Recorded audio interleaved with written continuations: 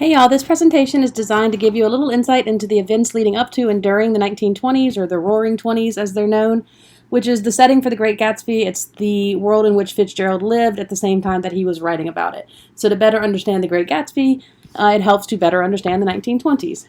So we'll start with F. Scott Fitzgerald himself, the author of The Great Gatsby. Very influential in his life was also his wife Zelda Fitzgerald, who certainly played a part in shaping the characters of Daisy and Jordan, for instance. F. Scott Fitzgerald was born in 1896. His distant ancestor was Francis Scott Key, after whom he was named. Francis Scott Key wrote the Star-Spangled Banner, so that's a fun trivia fact. Fitzgerald wrote 4 novels in his lifetime, the most famous of which and celebrated of which today is The Great Gatsby, which was published in 1925.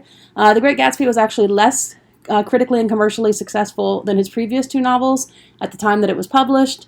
It was considered something of a failure, but obviously since then we've come to appreciate it as, quote, the great American novel. Fitzgerald went to college. He was not a particularly good student. He was an atrocious speller, so that might make some of you feel better. So he joined the military during World War I, although he was never actually sent to war. He was stationed in Montgomery, Alabama, and that's where he met Zelda Sayer. She was the daughter of an Alabama judge. Fitzgerald fell head over heels in love with her. He moved back to New York, and eventually, by successfully publishing some of his writing, he persuaded Zelda that he could support her, so she married him. The Fitzgeralds were called by one critic the prince and princess of their generation, and the term the Jazz Age, speaking of the 1920s, was popularized by Fitzgerald. So they're very kind of iconic and evocative of this 1920s upper-class urban culture. Zelda herself was basically sort of the quintessential flapper. She was bold, she was provocative, she was progressive. She herself was an accomplished artist. They had a very dramatic marriage, and eventually they did not end well. Fitzgerald himself died in 1940 at the age of 44 as an alcoholic and worried that he was a failure. And Zelda was diagnosed with schizophrenia in the early 1930s, and she was in and out of institutions until she died in a fire in 1948. So an iconic couple of the 1920s and of American literature. And one last fun fact, F. Scott Fitzgerald and Ernest Hemingway were surprisingly good friends, given that they were very different men. But Hemingway and Zelda Fitzgerald hated each other. So obviously, what kicked off the 1920s was World War I, which took place from 1914 to 1918. As I mentioned earlier, F. Scott Fitzgerald did serve in the military during World War I, but he was never sent to war. The armistice was signed before he was scheduled to be shipped overseas. So for Fitzgerald personally, the biggest impact of his military service was that it made him write frantically, because he was afraid he was going to go overseas and possibly die in the war, so he wanted to, get his ideas out there. He wrote much of what would eventually be his first novel, This Side of Paradise, during the war. In terms of larger social or societal implications of the war, World War I ushered in an era of disillusionment, moral reevaluation, and social experimentation. Like, on the one hand, the world had literally broken, and it was a time of great uncertainty and even despair. On the other hand, people were looking for brighter, happier times after the war. So there was a real push and pull during the 20s between the sort of existential crisis brought on by the war and the desire to, build a new world and have a good time. And you can kind of see that dichotomy in the 2 major constitutional amendments that were passed within months of each other after the war, the 18th and the 19th Amendments. The 18th Amendment, which was ratified in January of 1919 and was put into effect starting in January 1920, banned the manufacture, transport, and sale of alcohol.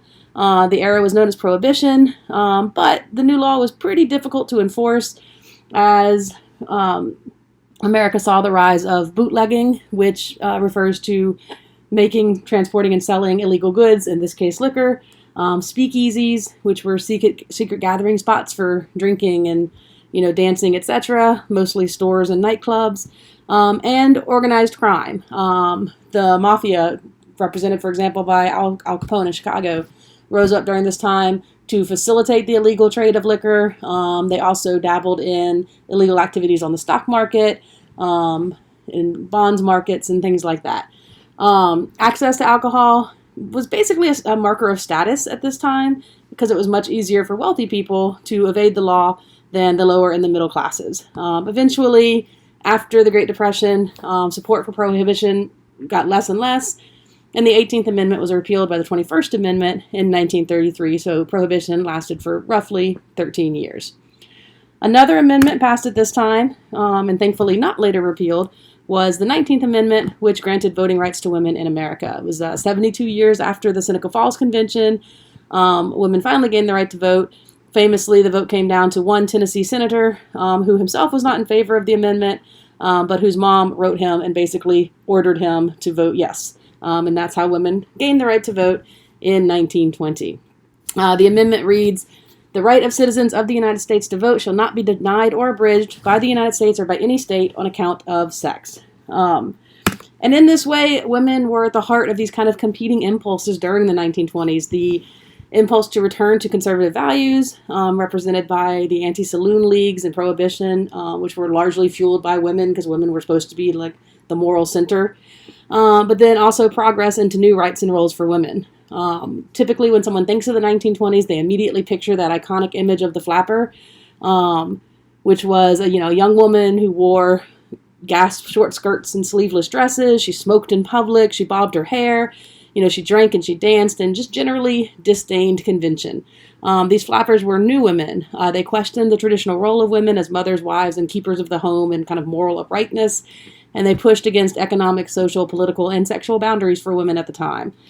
That 1920s kind of party culture embodied by the flappers was also brought about through this major post-war emphasis on prosperity and consumerism, where it became patriotic to buy goods in excess, to buy and have more than you need, and to flaunt what you had.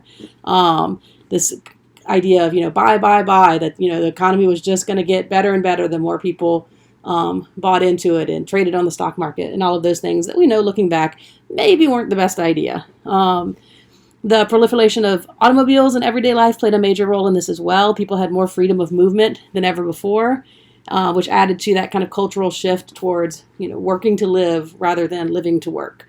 You can see this in the character of Jordan Baker. She's able to travel all around the country playing golf, in part because women had more freedom, and in part because of practical things like automobiles being more accessible.